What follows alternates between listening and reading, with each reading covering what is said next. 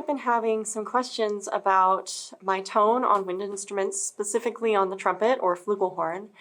And I thought I would take a video to kind of talk about my journey with understanding instrument sounds, because I can't talk about what I actually did to get the tone I have before I talk about everything else. As a musician, as a music teacher, I really believe in the concept that you are the musician and the instrument you play is just your tool. So whatever machine you're playing on, that is there to help you express what is on the page or what you're meaning to express at the time. That's really important for me because I play multiple instruments. I get a lot of backhanded compliments when I do something well on trumpet because I was a clarinet major. Actually, in college, I was a clarinet performance major. So I'll get like, oh, that's pretty good for a clarinet player. And I know they mean for it to be cute, but it doesn't make me feel that great because shouldn't I just be a good musician anyway? I don't have an outline or a script for this video. I'm just gonna kind of go with the flow of ideas with my journey of developing tone. So I mentioned I was a clarinet performance major in college, so I was a pretty small public university.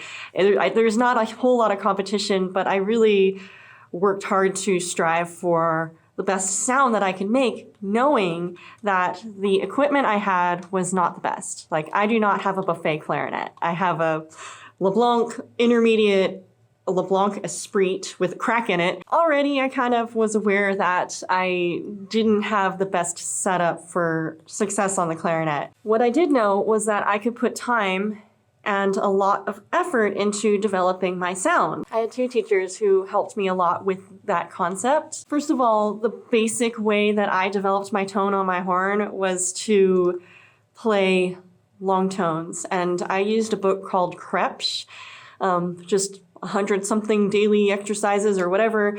And my clarinet teacher would say to play the top line and play it super slow, like 30-second note equals 60 slow. So during that time, I would be developing an awareness of what it really means to be in that sound. And that might sound kind of hippie-ish. I don't know. It's kind of where I'm from, California. Give me a break. But it really worked for me to think about it that way, to think that this is what it means to be in the A above the staff. This is what it means to be kind of on the edge of that. This is what it means to connect from this note to that note. So for example, like I would notice that my F sharp sounded really different from the other notes on my horn. So for example,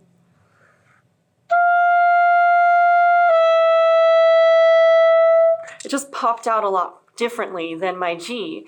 In studying these exercises, my goal was just to be able to smooth out any place where it was different or funky or felt weird, and to just bring an awareness that, yes, this is what my horn tends to do. But I'm the musician and I want this sound. To spend that kind of time just being within the sound helped me a lot in understanding how to develop tone on my instrument. That's it. And that might be kind of a disappointing solution. Obviously, if you want to get better on trumpet, just be a woodwind major. I bring this up because that was the concept I already had when I started taking trumpet lessons.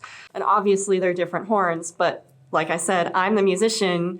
I can take one concept from one horn and put it to another horn. One of the really challenging things about the clarinet that makes it actually not a great instrument for myself is that it is so inconsistent. And I don't have a great oral setup for adjusting for that. I have a split palate, I have a really small oral cavity, so I can't manipulate too terribly much what my horn does when it comes to building tone and playing long tones. What I'm saying is that the glitches of the horn itself are going to speak really loudly, no matter what I do. So the best thing I can do is be aware of how it's going to behave and plan ahead.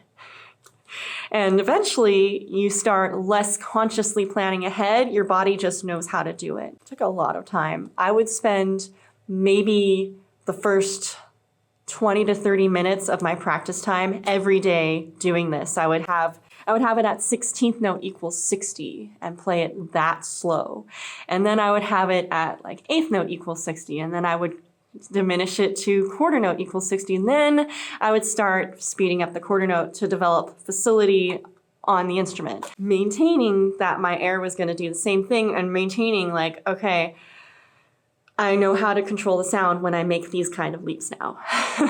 So I think that's really important to understand. Like, coming into the brass world as a woodwind major, I was hyper aware of how things connect because of that kind of training and because of that kind of practice. So I started taking trumpet lessons my 4th year of college, like the 2nd semester of my 4th year of college. And yeah, not to brag or anything, but I was still in college for 2 years after that. So, so I took trumpet lessons for about 3 semesters probably.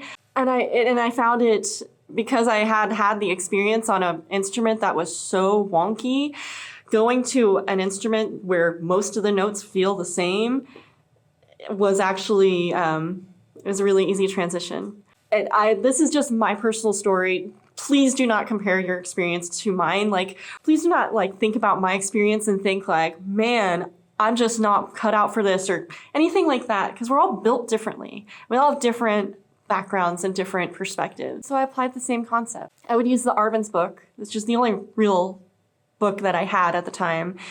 And I would go slowly in the arpeggio section and just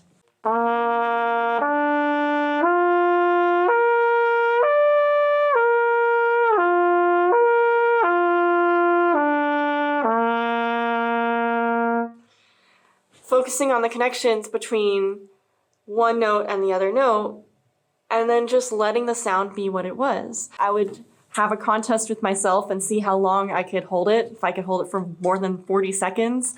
But that's pretty much all it is on any instrument. Building tone is just about understanding the connection from note to note and understanding your body's relationship with how those things connect. I think once you open your eyes to that, it becomes easier and more efficient, and you can practice a lot more efficiently if you are working on something technical and you're realizing like, this is the spot where it's hard, these 3 notes, like this is the combination that's hard. Then instead of playing everything every time, you can just focus on these 3 notes and the connections between them and what makes it sound strange and how do I get it to sound like it's all one horn and not 3 different horns. I hope you found that perspective helpful. Please let me know. I don't usually do talking videos like this, but I have had a handful of questions regarding my tone on brass instruments and how I got there and how do I approach it. So if you have specific questions about that, please do let me know. I like having conversations. I love the comments. I'll probably attach a little trumpet video where I sound better so that you can actually hear what I sound like. Until next time, stay mindful, stay musical, and stay out of trouble.